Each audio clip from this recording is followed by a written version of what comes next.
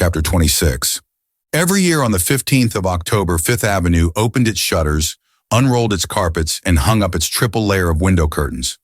By the 1st of November, this household ritual was over, and society had begun to look about and take stock of itself. By the 15th, the season was in full blast. Opera and theaters were putting forth their new attractions. Dinner engagements were accumulating, and dates for dances being fixed. And punctually at about this time, Mrs. Archer always said that New York was very much changed. Observing it from the lofty standpoint of a non-participant, she was able, with the help of Mr. Sillerton Jackson and Miss Sophie, to trace each new crack in its surface, and all the strange weeds pushing up between the ordered rows of social vegetables. It had been one of the amusements of Archer's youth to wait for this annual pronouncement of his mother's, and to hear her enumerate the minute signs of disintegration that his careless gaze had overlooked. For New York, to Mrs. Archer's mind, never changed without changing for the worse, and in this view Miss Sophie Jackson heartily concurred.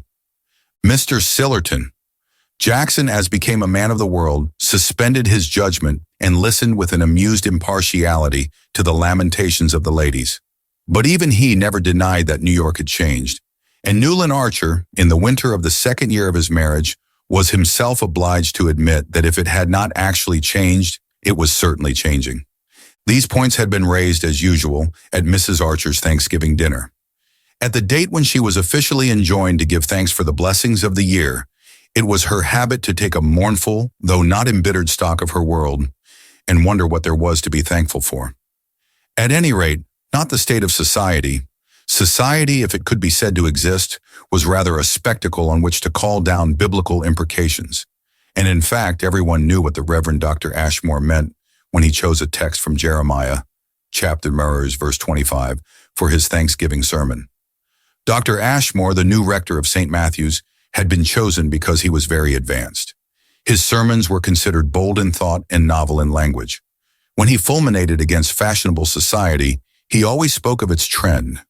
And to Mrs. Archer, it was terrifying and yet fascinating to feel herself part of a community that was trending. There's no doubt that Dr. Ashmore is right. There is a marked trend, she said, as if it were something visible and measurable, like a crack in a house. It was odd, though, to preach about it on Thanksgiving, Miss Jackson opined, and her hostess dryly rejoined, "Oh, he means us to give thanks for what's left." Archer had been wont to smile at these annual vaticinations of his mother's, but this year even he was obliged to acknowledge, as he listened to an enumeration of the changes, that the trend was visible. "The extravagance in dress," Miss Jackson began. "Sillerton took me to the first night of the opera, and I can only tell you that Jane Mary's dress was the only one I recognized from last year, and even that had had the front panel changed. Yet I know she got it out from Worth only 2 years ago, because my seamstress always goes in to make over her Paris dresses before she wears them." "Ah, Jane Mary is one of us," said Mrs. Archer, sighing, as if it were not such an enviable thing to be in an age when ladies were beginning to flaunt abroad their Paris dresses as soon as they were out of the custom house, instead of letting them mellow under lock and key, in the manner of Mrs. Archer's contemporaries. "Yes, she's one of the few. In my youth," Miss Jackson rejoined, "it was considered vulgar to dress in the newest fashions, and Amy Sillerton has always told me that in Boston the rule was to put away one's Paris dresses for 2 years. Old Mrs. Baxter Penello, who did everything handsomely, used to import 12 a year, 2 velvet, 2 satin, 2 silk, and the other 6 of poplin, and the finest cashmere. It was a standing order, and as she was ill for 2 years before she died, they found 48 Worth dresses that had never been taken out of tissue paper. And when the girls left off their mourning, they were able to wear the first lot at the symphony concerts without looking in advance of the fashion. Ah, well, Boston is more conservative than New York, but I always think it's a safe rule for a lady to lay aside her French dresses for one season," Mrs. Archer conceded. "It was Beaufort who started the new fashion by making his wife clap her new clothes on her back as soon as they arrived. I must say at times it takes all Regina's distinction not to look like... Miss Jackson glanced around the table, caught Janie's bulging gaze, and took refuge in an unintelligible murmur. "Like her rivals," said Mr. Sillerton Jackson, with the air of producing an epigram. "Oh," the ladies murmured, and Mrs. Archer added, partly to distract her daughter's attention from forbidden topics. "Poor Regina. Her Thanksgiving hasn't been a very cheerful one, I'm afraid. Have you heard the rumors about Beaufort's speculation, Sillerton?" Mr. Jackson nodded carelessly. Everyone had heard the rumors in question, and he scorned to confirm a tale that was already common property. A gloomy silence fell upon the party. No one really liked Beaufort, and it was not wholly unpleasant to think the worst of his private life. But the idea of his having brought financial dishonor on his wife's family was too shocking to be enjoyed even by his enemies. Archer's New York tolerated hypocrisy in private relations, but in business matters it exacted a limpid and impeccable honesty. It was a long time since any well-known banker had failed discreditably, but everyone remembered the social extinction visited on the heads of the firm when the last event of the kind had happened. It would be the same with the Beauforts, in spite of his power and her popularity. Not all the league strength of the Dallas connection would save poor Regina if there were any truth in the reports of her husband's unlawful speculations.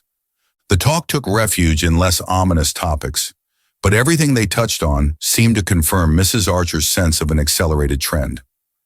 "Of course, Newland, I know you let dear May go to Mrs. Struthers's Sunday evenings," she began, and May interposed gaily. "Oh, you know, everybody goes to Mrs. Struthers's now, and she was invited to Granny's last reception." It was thus, Archer reflected, that New York managed its transitions, conspiring to ignore them till they were well over, and then, in all good faith, imagining that they had taken place in a preceding age. There was always a traitor in the citadel, and after he, or generally she, had surrendered the keys, what was the use of pretending that it was impregnable? Once people had tasted of Mrs. Struthers's easy Sunday hospitality, they were not likely to sit at home, remembering that her champagne was transmuted. Shoe polish. "I know, dear, I know," Mrs. Archer sighed. "Such things have to be, I suppose, as long as amusement is what people go out for. But I've never quite forgiven your cousin Madame Olenska for being the first person to countenance Mrs. Struthers." A sudden blush rose to young Mrs. Archer's face. It surprised her husband as much as the other guests about the table. "Oh, Ellen," she murmured, much in the same accusing and yet deprecating tone in which her parents might have said, "Oh, the Blenkers." It was the note which the family had taken to sounding on the mention of the Countess Olenska's name, since she had surprised and inconvenienced them by remaining obdurate to her husband's advances. But on May's lips it gave food for thought, and Archer looked at her with a sense of strangeness that sometimes came over him when she was most in the tone of her environment. His mother, with less than her usual sensitiveness to atmosphere, still insisted, "I've always thought that people like the Countess Olenska, who have lived in aristocratic societies, ought to help us to keep up our social distinctions, instead of ignoring them." May's blush remained permanently vivid. It seemed to have a significance beyond that implied by the recognition of Madame Olenska's social bad faith. "I've no doubt we all seem alike to foreigners," said Miss Jackson tartly. "I don't think Ellen cares for society, but nobody knows exactly what she does care for," May continued, as if she had been groping for something noncommittal. "Ah, well," Mrs. Archer sighed again. Everybody knew that the Countess Olenska was no longer in the good graces of her family. Even her devoted champion, old Mrs. Manson Mingot, had been unable to defend her refusal to return to her husband. The Mingots had not proclaimed their disapproval aloud. Their sense of solidarity was too strong. They had simply, as Mrs. Welland said, let poor Ellen find her own level. And that mortifyingly and incomprehensibly was in the dim depths where the Blenkers prevailed, and people who wrote celebrated their untidy rights. It was incredible, but it was a fact that Ellen, in spite of all her opportunities and her privileges, had become simply bohemian. The fact enforced the contention that she had made a fatal mistake in not returning to Count Olenski. After all, a young woman's place was under her husband's roof, especially when she had left it in circumstances that, well, if one had cared to look into them. "Madame Olenska is a great favorite with the gentlemen," said Miss Sophie, with her air of wishing to put forth something conciliatory when she knew that she was planting a dart. "Ah, that's the danger that a young woman like Madame Olenska is always exposed to," Mrs. Archer mournfully agreed, and the ladies on this conclusion gathered up their trains to seek the carcel globes of the drawing room, while Archer and Mr. Sillerton Jackson withdrew to the Gothic library. Once established before the grate, and consoling himself for the inadequacy of the dinner by the perfection of his cigar, Mr. Jackson became portentous and communicable. "If the Beaufort smash comes," he announced, "there are going to be disclosures." Archer raised his head quickly. He could never hear the name without the sharp vision of Beaufort's heavy figure, opulently furred and shod, advancing through the snow at Skuytercliff. "There's bound to be," Mr. Jackson continued, "the nastiest kind of a cleaning up. He hasn't spent all his money on Regina." "Oh, well, that's discounted, isn't it? My belief is he'll pull out yet," said the young man, wanting to change the subject. Perhaps. I know he was to see some of the influential people today." "Of course," Mr. Jackson reluctantly conceded, "it's to be hoped they can tide him over. This time anyhow. I shouldn't like to think of poor Regina spending the rest of her life in some shabby foreign watering place for bankrupts." Archer said nothing. It seemed to him so natural, however tragic, that money ill-gotten should be cruelly expiated, that his mind, hardly lingering over Mrs. Beaufort's doom, wandered back to closer questions. What was the meaning of May's blush when the Countess Olenska had been mentioned? 4 months had passed since the midsummer day that he and Madame Olenska had spent together, and since then he had not seen her.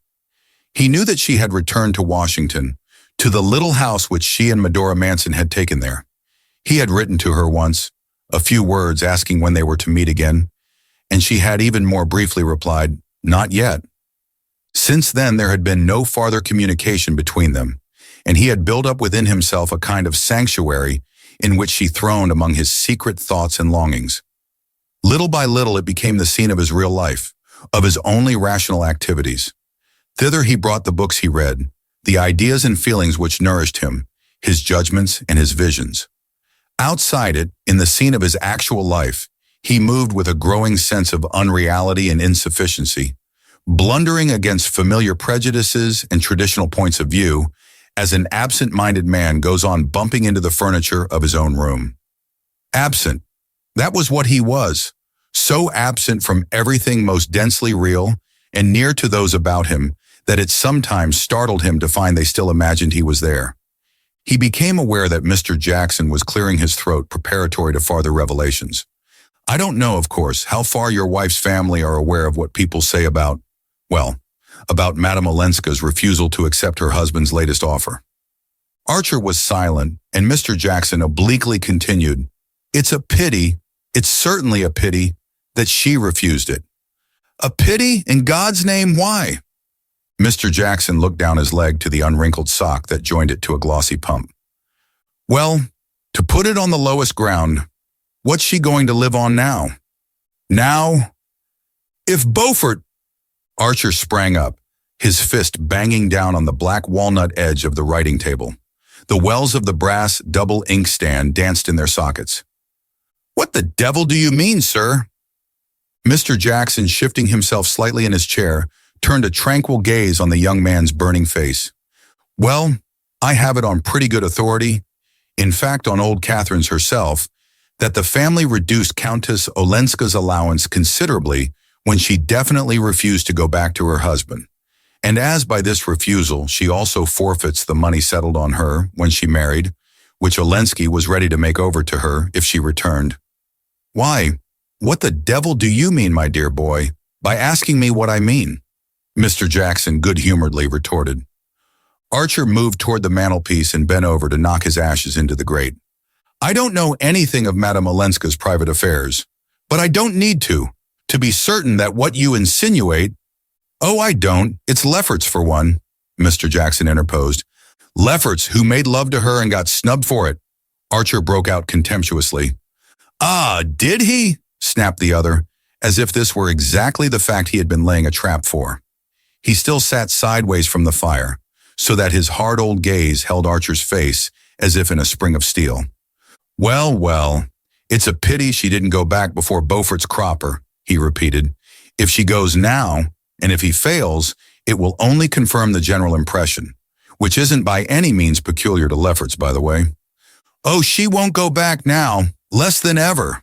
Archer had no sooner said it than he had once more the feeling that it was exactly what Mr. Jackson had been waiting for. The old gentleman considered him attentively. That's your opinion, eh? Well, no doubt you know, but everybody will tell you that the few pennies Medora Manson has left are all in Beaufort's hands, and how the two women are to keep their heads above water unless he does, I can't imagine.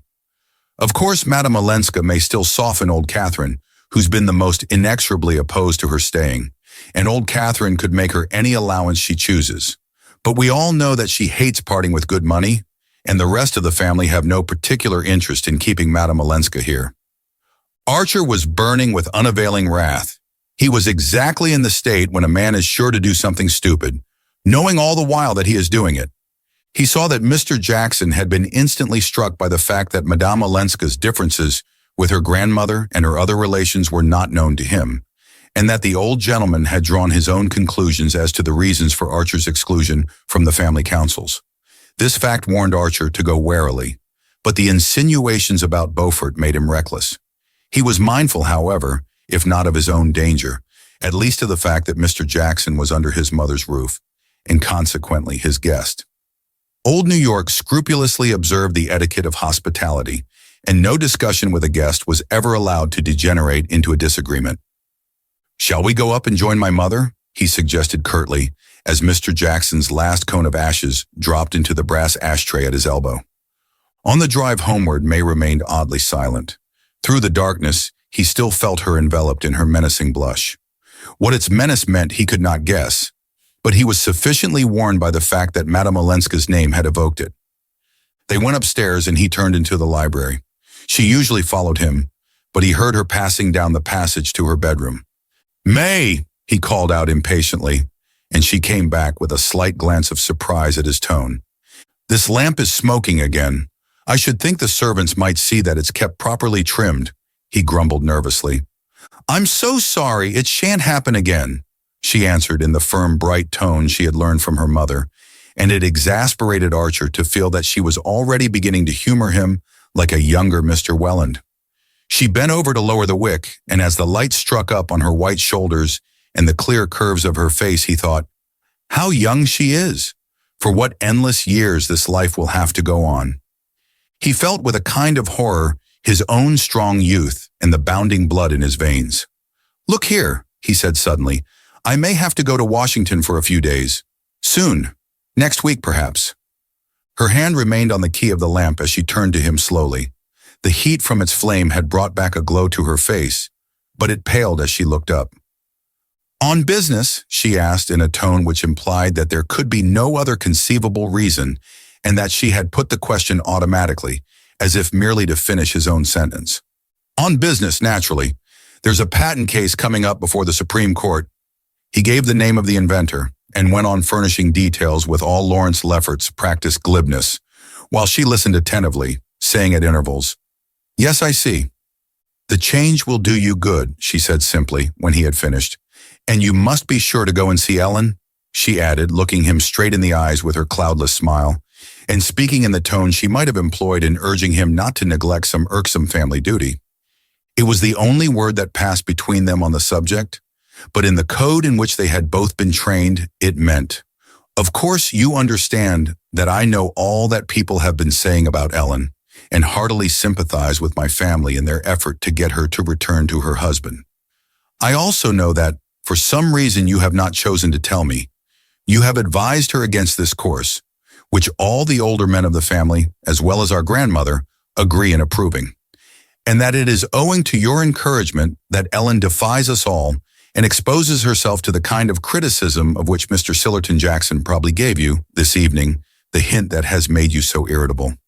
Hints have indeed not been wanting, but since you appear unwilling to take them from others, I offer you this one myself, in the only form in which well-bred people of our kind can communicate unpleasant things to each other, by letting you understand that I know you mean to see Ellen when you are in Washington, and are perhaps going there expressly for that purpose, and that since you are sure to see her, I wish you to do so with my full and explicit approval, and to take the opportunity of letting her know what the course of conduct you have encouraged her in is likely to lead to. Her hand was still on the key of the lamp when the last word of this mute message reached him. She turned the wick down, lifted off the globe, and breathed on the sulky flame. "They smell less if one blows them out," she explained, with her bright housekeeping air. On the threshold, she turned and paused for his kiss. Chapter 27. Wall Street the next day had more reassuring reports of Beaufort's situation. They were not definite, but they were hopeful. It was generally understood that he could call on powerful influences in case of emergency, and that he had done so with success. And that evening, when Mrs. Beaufort appeared at the opera wearing her old smile and a new emerald necklace, society drew a breath of relief. New York was inexorable in its condemnation of business irregularities. So far, there had been no exception to its tacit rule that those who broke the law of probity must pay. And everyone was aware that even Beaufort and Beaufort's wife would be offered up unflinchingly to this principle. But to be obliged to offer them up would be not only painful, but inconvenient. The disappearance of the Beauforts would leave a considerable void in their compact little circle, and those who were too ignorant or too careless to shudder at the moral catastrophe bewailed in advance the loss of the best ballroom in New York. Archer had definitely made up his mind to go to Washington. He was waiting only for the opening of the lawsuit of which he had spoken to May, so that its date might coincide with that of his visit. But on the following Tuesday, he learned from Mr. Letterblair that the case might be postponed for several weeks. Nevertheless, he went home that afternoon, determined in any event to leave the next evening. The chances were that May, who knew nothing of his professional life and had never shown any interest in it, would not learn of the postponement should it take place, nor remember the names of the litigants if they were mentioned before her. And at any rate, he could no longer put off seeing Madame Olenska. There were too many things that he must say to her. On the Wednesday morning when he reached his office, Mr. Letterblair met him with a troubled face. Beaufort, after all, had not managed to tide over. But by setting afloat the rumor that he had done so, he had reassured his depositors, and heavy payments had poured into the bank till the previous evening, when disturbing reports again began to predominate. In consequence, a run on the bank had begun, and its doors were likely to close before the day was over. The ugliest things were being said of Beaufort's dastardly maneuver, and his failure promised to be one of the most discreditable in the history of Wall Street. The extent of the calamity left Mr. Letterblair white and incapacitated. "I've seen bad things in my time, but nothing as bad as this. Everybody we know will be hit, one way or another. And what will be done about Mrs. Beaufort? What can be done about her? I pity Mrs. Manson Mingot as much as anybody. Coming at her age, there's no knowing what effect this affair may have on her. She always believed in Beaufort. She made a friend of him. And there's the whole Dallas connection. Poor Mrs. Beaufort is related to every one of you.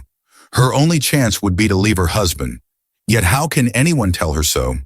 Her duty is at his side, and luckily she seems always to have been blind to his private weaknesses." There was a knock, and Mr. Letterblair turned his head sharply. "What is it? I can't be disturbed." A clerk brought in a letter for Archer and withdrew.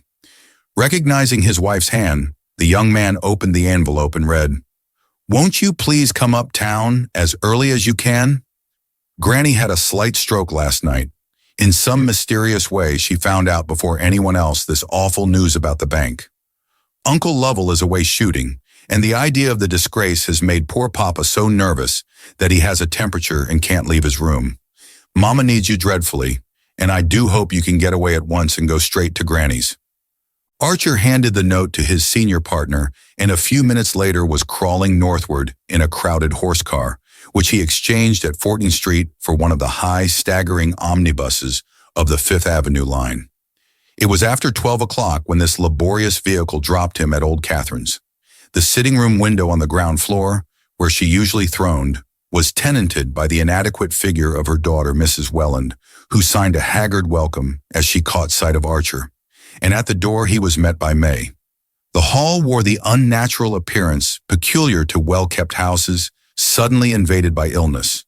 Wraps and furs lay in heaps on the chairs. A doctor's bag and overcoat were on the table, and beside them letters and cards had already piled up unheeded. May looked pale but smiling. Dr. Bencomb, who had just come for the second time, took a more hopeful view, and Mrs. Mingott's dauntless determination to live and get well was already having an effect on her family. May led Archer into the old lady's sitting room, where the sliding doors opening into the bedroom had been drawn shut, and the heavy yellow damask portieres dropped over them. And here Mrs. Welland communicated to him in horrified undertones the details of the catastrophe. It appeared that the evening before, something dreadful and mysterious had happened. At about 8 o'clock, just after Mrs. Mingott had finished the game of solitaire that she always played after dinner, the doorbell had rung, and a lady so thickly veiled that the servants did not immediately recognize her had asked to be received. The butler, hearing a familiar voice, had thrown open the sitting room door, announcing Mrs. Julius Beaufort, and had then closed it again on the two ladies. They must have been together, he thought, about an hour. When Mrs. Mingott's bell rang, Mrs. Beaufort had already slipped away unseen, and the old lady, white and vast and terrible, sat alone in her great chair and signed to the butler to help her into her room. She seemed at that time, though obviously distressed, in complete control of her body and brain. The mulatto maid put her to bed, brought her a cup of tea as usual, laid everything straight in the room, and went away. But at 3 in the morning the bell rang again, and the two servants, hastening in at this unwanted summons, for old Catherine usually slept like a baby, had found their mistress sitting up against her pillows with a crooked smile on her face and one little hand hanging limp from its huge arm. The stroke had clearly been a slight one, for she was able to articulate and to make her wishes known, and soon after the doctor's first visit, she had begun to regain control of her facial muscles. But the alarm had been great, and proportionately great was the indignation when it was gathered from Mrs. Mingott's fragmentary phrases that Regina Beaufort had come to ask her, incredible effrontery, to back up her husband, see them through, not to desert them as she called it, in fact to induce the whole family to cover and condone their monstrous dishonor. I said to her, "Honor's always been honor, and honesty honesty, in Manson Mingott's house, and will be till I'm carried out of it feet first," the old woman had stammered into her daughter's ear, in the thick voice of the partly paralyzed. And when she said, "But my name, Auntie, my name's Regina Dallas," I said, "It was Beaufort when he covered you with jewels, and it's got to stay Beaufort now that he's covered you with shame." So much, with tears and gasps of horror, Mrs. Welland imparted, blanched and demolished by the unwanted obligation of having at last to fix her eyes on the unpleasant and the discreditable. "If only I could keep it from your father-in-law. He always says, 'Augusta, for pity's sake, don't destroy my last illusions.' And how am I to prevent his knowing these horrors?" the poor lady wailed. "After all, Mama, he won't have seen them," her daughter suggested, and Mrs. Welland sighed, "Ah, no, thank heaven he's safe in bed, and Dr. Bencomb has promised to keep him there till poor Mama's better, and Regina has been got away somewhere." Archer had seated himself near the window and was gazing out blankly at the deserted thoroughfare. It was evident that he had been summoned rather for the moral support of the stricken ladies than because of any specific aid that he could render. Mr. Lovell Mingott had been telegraphed for, and messages were being dispatched by hand to the members of the family living in New York. And meanwhile, there was nothing to do but to discuss in hushed tones the consequences of Beaufort's dishonor and of his wife's unjustifiable action. Mrs. Lovell Mingott, who had been in another room writing notes, presently reappeared and added her voice to the discussion. In their day, the elder ladies agreed, the wife of a man who had done anything disgraceful in business had only one idea: to efface herself, to disappear with him. There was the case of poor Grandmama Spicer, your great-grandmother, May. Of course, Mrs. Welland hastened to add, your great-grandfather's money difficulties were private, losses at cards or signing a note for somebody. I never quite knew, because Mama would never speak of it, but she was brought up in the country because her mother had to leave New York after the disgrace, whatever it was. They lived up the Hudson alone, winter and summer, till Mama was 16. It would never have occurred to Grandmama Spicer to ask the family to countenance her, as I understand Regina calls it, though a private disgrace is nothing compared to the scandal of ruining hundreds of innocent people. Yes, it would be more becoming in Regina to hide her own countenance than to talk about other people's, Mrs. Lovell Mingott agreed. I understand that the emerald necklace she wore at the opera last Friday had been sent on approval from Ball and Blacks in the afternoon. I wonder if they'll ever get it back." Archer listened unmoved to the relentless chorus. The idea of absolute financial probity as the first law of a gentleman's code was too deeply ingrained in him for sentimental considerations to weaken it. An adventurer like Lemuel Struthers might build up the millions of his shoe polish on any number of shady dealings, but unblemished honesty was the noblesse oblige of old financial New York. Nor did Mrs. Beaufort's fate greatly move Archer. He felt no doubt more sorry for her than her indignant relatives, but it seemed to him that the tie between husband and wife, even if breakable in prosperity, should be indissoluble in misfortune. As Mr. Letterblair had said, a wife's place was at her husband's side when he was in trouble, but society's place was not at his side, and Mrs. Beaufort's cool assumption that it was seemed almost to make her his accomplice. The mere idea of a woman's appealing to her family to screen her husband's business dishonor was inadmissible, since it was the one thing that the family, as an institution, could not do. The mulatto maid called Mrs. Lovell Mingott into the hall, and the latter came back in a moment with a frowning brow. "She wants me to telegraph for Ellen Olenska. I had written to Ellen, of course, and to Medora, but now it seems that's not enough. I'm to telegraph to her immediately and to tell her that she's to come alone." The announcement was received in silence. Mrs. Welland sighed resignedly, and May rose from her seat and went to gather up some newspapers that had been scattered on the floor. "I suppose it must be done," Mrs. Lovell Mingott continued, as if hoping to be contradicted, and May turned back toward the middle of the room. "Of course it must be done," she said. "Granny knows what she wants, and we must carry out all her wishes. Shall I write the telegram for you, Auntie? If it goes at once, Ellen can probably catch tomorrow morning's train." She pronounced the syllables of the name with a peculiar clearness, as if she had tapped on two silver bells. "Well, it can't go at once. Jasper and the pantry boy are both out with notes and telegrams." May turned to her husband with a smile. "But here's Newland, ready to do anything. Will you take the telegram, Newland? There'll be just time before luncheon." Archer rose with a murmur of readiness, and she seated herself at old Catherine's rosewood bonheur du jour and wrote out the message in her large, immature hand. When it was written, she blotted it neatly and handed it to Archer. "What a pity," she said, "that you and Ellen will cross each other on the way. Newland," she added, turning to her mother and aunt, "is obliged to go to Washington about a patent lawsuit that is coming up before the Supreme Court. I suppose Uncle Lovell will be back by tomorrow night, and with Granny improving so much it doesn't seem right to ask Newland to give up an important engagement for the firm. Does it?" She paused as if for an answer, and Mrs. Welland hastily declared, "Oh, of course not, darling. Your Granny would be the last person to wish it." As Archer left the room with the telegram, he heard his mother-in-law add, presumably to Mrs. Lovell Mingott, "But why on earth she should make you telegraph for Ellen Olenska?" And May's clear voice rejoined, "Perhaps it's to urge on her again that after all her duty is with her husband." The outer door closed on Archer, and he walked hastily away toward the telegraph office. Chapter 28. How'd you spell it anyhow?" asked the tart young lady to whom Archer had pushed his wife's telegram across the brass ledge of the Western Union office. Olenska, he repeated, drawing back the message in order to print out the foreign syllables above May's rambling script. "It's an unlikely name for a New York telegraph office, at least in this quarter," an unexpected voice observed. And turning around, Archer saw Lawrence Lefferts at his elbow, pulling an imperturbable mustache and affecting not to glance at the message. "Hello, Newland. Thought I'd catch you here. I've just heard of old Mrs. Mingott's stroke, and as I was on my way to the house, I saw you turning down this street and nipped after you. I suppose you've come from there." Archer nodded and pushed his telegram under the lattice. "Very bad, eh?" Lefferts continued. "Wiring to the family, I suppose. I gather it is bad if you're including Countess Olenska."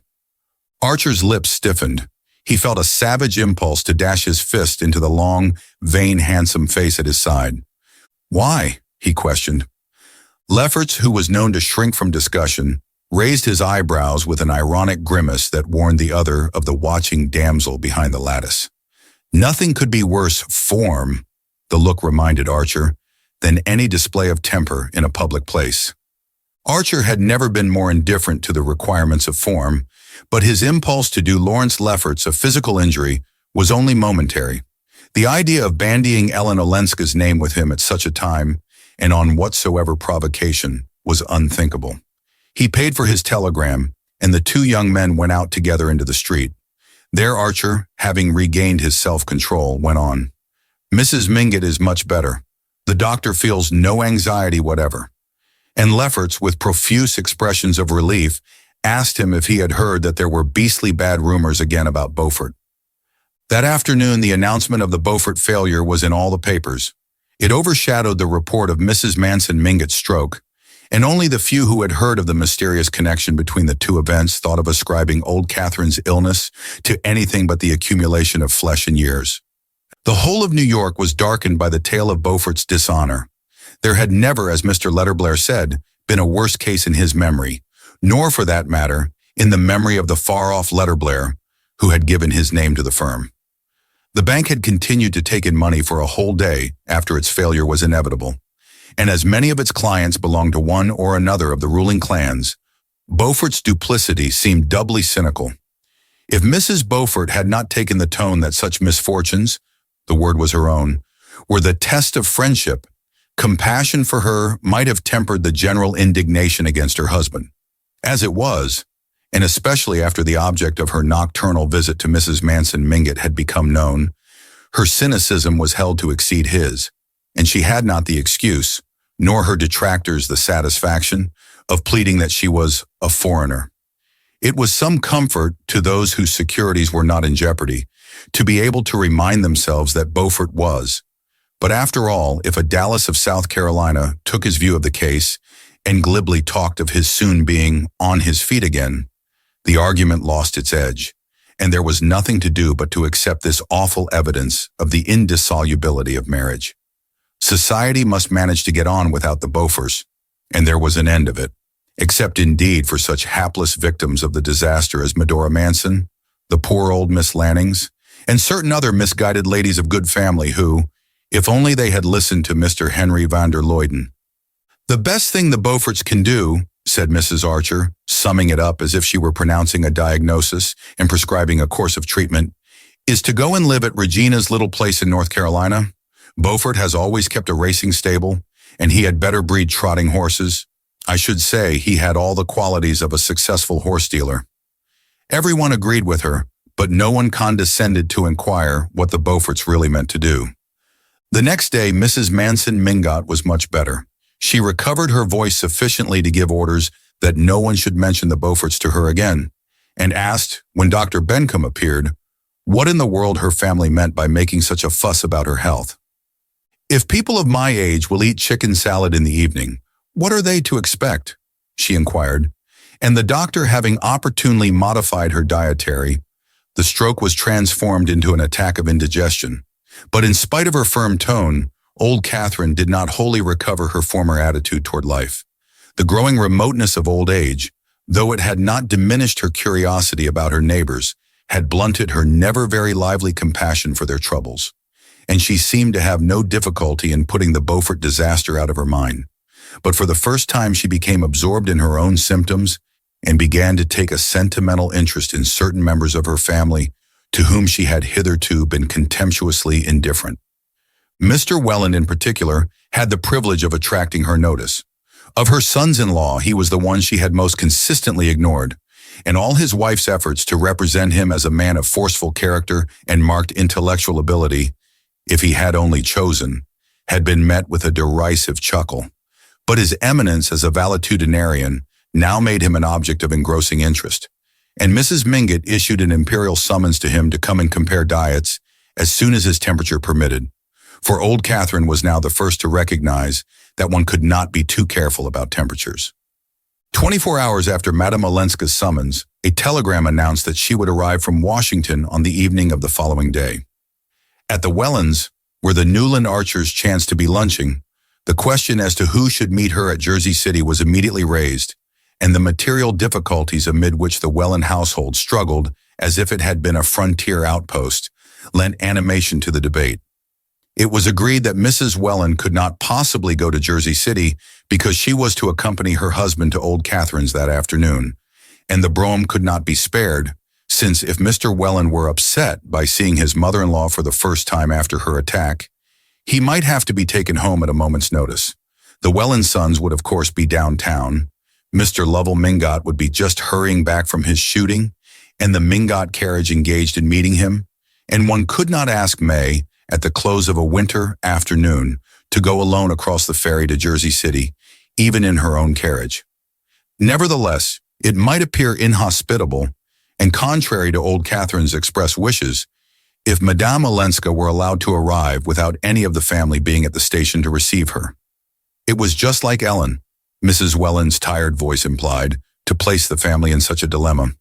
It's always one thing after another, the poor lady grieved, in one of her rare revolts against fate. The only thing that makes me think Mama must be less well than Dr. Bencomb will admit is this morbid desire to have Ellen come at once, however inconvenient it is to meet her.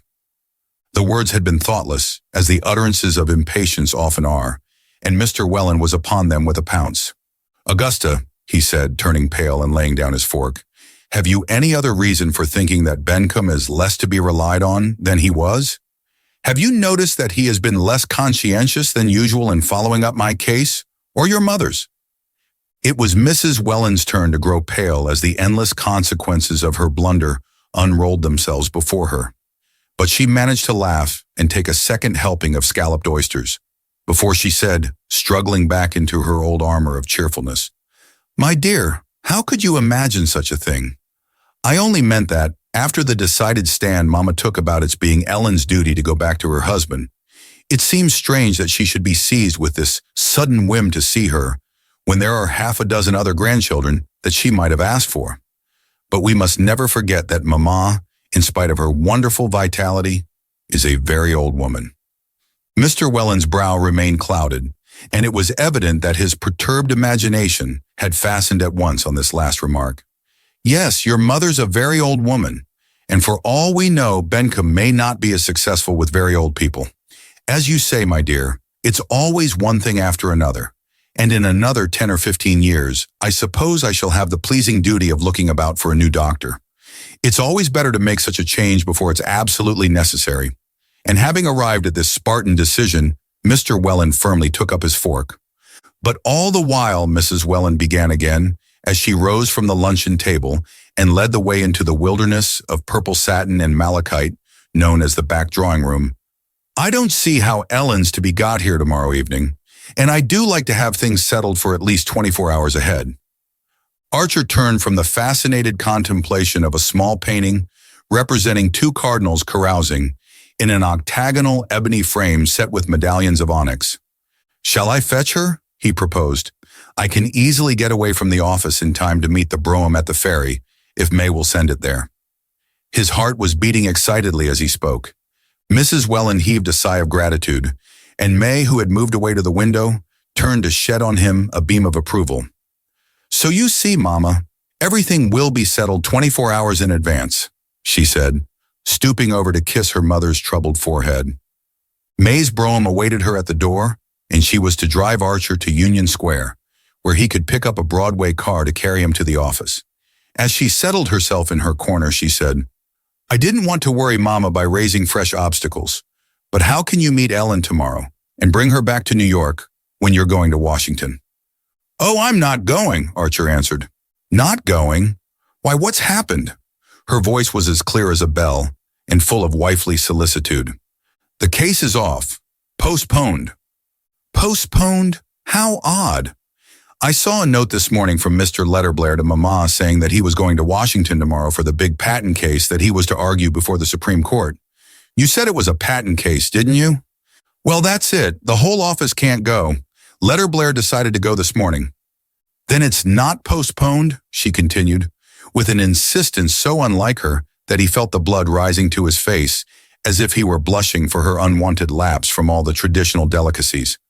"No, but my going is," he answered, cursing the unnecessary explanations that he had given when he had announced his intention of going to Washington, and wondering where he had read that clever liars give details, but that the cleverest do not. It did not hurt him half as much to tell May an untruth as to see her trying to pretend that she had not detected him. I'm not going till later on. Luckily for the convenience of your family, he continued, taking base refuge in sarcasm. As he spoke, he felt that she was looking at him, and he turned his eyes to hers in order not to appear to be avoiding them. Their glances met for a second, and perhaps let them into each other's meanings more deeply than either cared to go. Yes, it is awfully convenient, May brightly agreed, that you should be able to meet Ellen after all. You saw how much Mama appreciated your offering to do it. Oh, I'm delighted to do it. The carriage stopped, and as he jumped out, she leaned to him and laid her hand on his. Goodbye, dearest, she said, her eyes so blue that he wondered afterward if they had shone on him through tears. He turned away and hurried across Union Square, repeating to himself in a sort of inward chant, "It's all of 2 hours from Jersey City to Old Catherine's. It's all of 2 hours, and it may be more." Chapter 29. His wife's dark blue brougham, with the wedding varnish still on it, met Archer at the ferry and conveyed him luxuriously to the Pennsylvania terminus in Jersey City. It was a somber, snowy afternoon, and the gas lamps were lit in the big reverberating station. As he paced the platform, waiting for the Washington Express, he remembered that there were people who thought there would one day be a tunnel under the Hudson through which the trains of the Pennsylvania Railway would run straight into New York.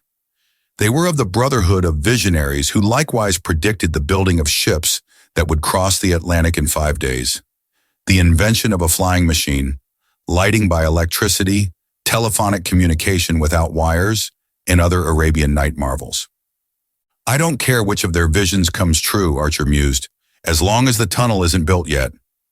In his senseless schoolboy happiness, he pictured Madame Olenska's descent from the train, his discovery of her a long way off, among the throngs of meaningless faces, her clinging to his arm as he guided her to the carriage, their slow approach to the wharf among slipping horses, laden carts, vociferating teamsters, and then the startling quiet of the ferryboat, where they would sit side by side under the snow, in the motionless carriage, while the earth seemed to glide away under them, rolling to the other side of the sun. It was incredible, the number of things he had to say to her, and in what eloquent order they were forming themselves on his lips. The clanging and groaning of the train came nearer, and it staggered slowly into the station, like a prey-laden monster into its lair. Archer pushed forward, elbowing through the crowd and staring blindly into window after window of the high-hung carriages.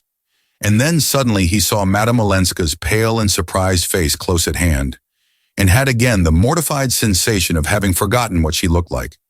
They reached each other, their hands met, and he drew her arm through his. "This way, I have the carriage," he said. After that, it all happened as he had dreamed.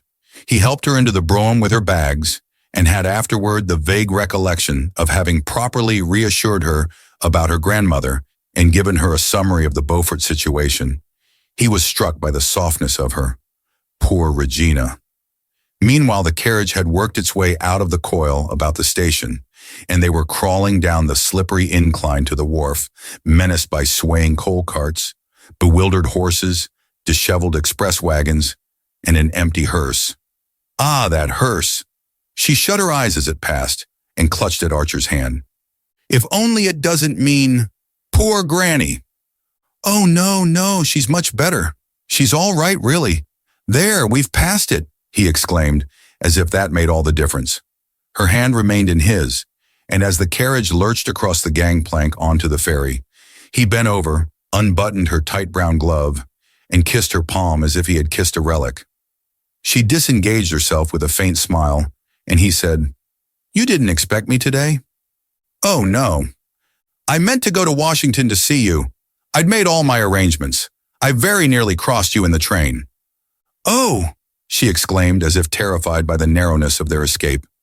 "Do you know, I hardly remembered you." "Hardly remembered me? I mean, how shall I explain?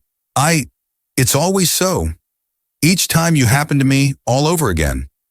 "Oh yes, I know. Does it? Do I too? To you?" he insisted. She nodded, looking out of the window. "Ellen! She made no answer, and he sat in silence, watching her profile grow indistinct against the snow-streaked dusk beyond the window. What had she been doing in all those 4 long months, he wondered? How little they knew of each other after all. The precious moments were slipping away, but he had forgotten everything that he had meant to say to her and could only helplessly brood on the mystery of their remoteness and their proximity, which seemed to be symbolized by the fact of their sitting so close to each other and yet being unable to see each other's faces. "What a pretty carriage. Is it May's?" she asked, suddenly turning her face from the window. "Yes." "It was May who sent you to fetch me then? How kind of her." He made no answer for a moment. Then he said explosively, "Your husband's secretary came to see me the day after we met in Boston." In his brief letter to her, he had made no allusion to Monsieur Riviere's visit, and his intention had been to bury the incident in his bosom. But her reminder that they were in his wife's carriage provoked him to an impulse of retaliation. He would see if she liked his reference to Riviere any better than he liked hers to May. As on certain other occasions, when he had expected to shake her out of her usual composure, she betrayed no sign of surprise, and at once he concluded, "He writes to her then. Riviere went to see you?" "Yes, didn't you know?" "No," she answered simply. "And you're not surprised?" She hesitated. "Why should I be? He told me in Boston that he knew you, that he'd met you in England, I think." "Ellen, I must ask you one thing." "Yes." "I wanted to ask it after I saw him, but I couldn't put it in a letter. It was Riviere who helped you to get away. When you left your husband?" His heart was beating suffocatingly. Would she meet this question with the same composure? "Yes, I owe him a great debt," she answered, without the least tremor in her quiet voice. Her tone was so natural, so almost indifferent, that Archer's turmoil subsided. Once more she had managed, by her sheer simplicity, to make him feel stupidly conventional, just when he thought he was flinging convention to the winds. "I think you're the most honest woman I ever met," he exclaimed. "Oh no, but probably one of the least fussy," she answered, a smile in her voice. "Call it what you like. You look at things as they are." "Ah, I've had to look at the Gorgon." "Well, it hasn't blinded you. You've seen that she's just an old bogey like all the others." "She doesn't blind one, but she dries up one's tears." The answer checked the pleading on Archer's lips. It seemed to come from depths of experience beyond his reach. The slow advance of the ferryboat had ceased, and her bows bumped against the piles of the slip with a violence that made the brougham stagger, and flung Archer and Madame Olenska against each other. The young man, trembling, felt the pressure of her shoulder and passed his arm about her. "If you're not blind, then, you must see that this can't last." "What can't?" "Our being together and not together." "No, you ought not to have come today," she said in an altered voice, and suddenly she turned, flung her arms about him, and pressed her lips to his. At the same moment the carriage began to move, and a gas lamp at the head of the slip flashed its light into the window. She drew away, and they sat silent and motionless, while the brougham struggled through the congestion of carriages about the ferry landing. As they gained the street, Archer began to speak hurriedly. "Don't be afraid of me. You needn't squeeze yourself back into your corner like that. A stolen kiss isn't what I want. Look, I'm not even trying to touch the sleeve of your jacket. Don't suppose that I don't understand your reasons for not wanting to let this feeling between us dwindle into an ordinary hole-in-corner love affair. I couldn't have spoken like this yesterday, because when we've been apart, and I'm looking forward to seeing you, every thought is burned up in a great flame.